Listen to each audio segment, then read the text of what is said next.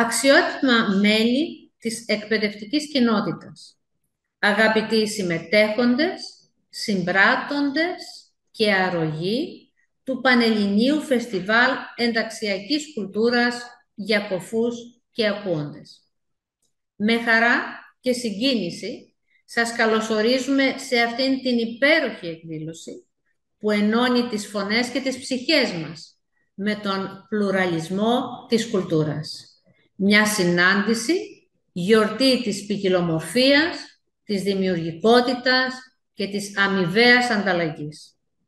Είναι προνόμιο να μοιραζόμαστε αυτή την εμπειρία μαζί σας, δημιουργώντας γέφυρες αναγνώρισης που ενισχύουν τον σεβασμό και την κατανόηση.